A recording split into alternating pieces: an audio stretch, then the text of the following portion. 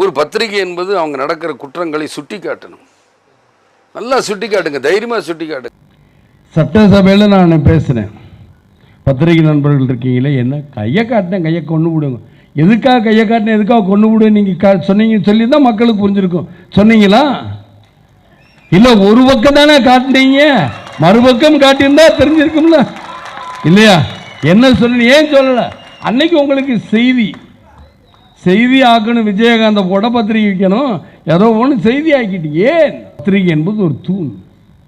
ஆனால் அந்த தூண் இன்னைக்கு ஆளுங்கட்சிக்கு பெரிய கேரளா ஜால்ரா போடுறீங்க. ஜிங் சக் ஜிங் சக் ஜிங் சக் ஜிங் சக் ஜிங் சக் ஜிங். என்ன பயம் இல்லை, கழுத்து கத்தியா வந்துடும். ஏன் உங்களை நம்பி மக்கள்லாம் வாங்குறாங்க பார்க்குறாங்களே, நீங்கள் எப்படி இருக்கணும்? கேள்வி நீங்கள் ஜெயலலிதா போய் கேட்க முடியுமா? கேட்கவே மாட்டீங்களா? பயப்படுவீங்க பத்திரிகைகளை. ஆமா, பிரஸ் மீட் கொடுத்தா நீங்க போய் கேளுங்க, பிரஸ் மீட் கொடுங்கன்னு கேளுங்க. செயலற்று போய் இருக்கு, யாரு சொல்லணும்? நீங்க தானே சொல்லணும். பிரஸ் எதுக்கா பத்திரிகைலாம் ஜாலர் அடிக்க கூடாது, பத்திரிகைகள் பூரா சொல்லணுமா? அதுதான் முக்கியம்.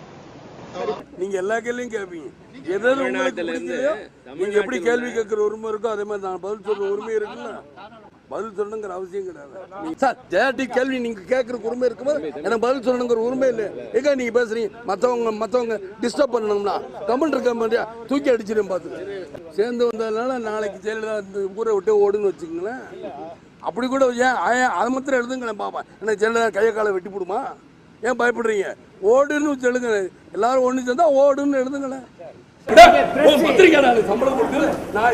கலைஞர் ஒளிகள் எழுதின போடுவியா? அது மாத்திரம் போட மாட்டேங்கிறியே. வருங்காலம் முதல்வரேன்னு எங்க ஆளுங்க எங்க கட்சிக்காரன் கொடுத்தா அதையும் போட மாட்டேன். ஆனா இதை மாத்திரம் எப்படியா போடுறேன்? கேவலப்பட்ட ஒரு பொழப்பு தேவையா? வரத்து வெக்கங்கட்ட பிள்ளைகளா போங்கடா நீங்களும். உங்களை எனக்கு ஆத்திரங்கள் வருது.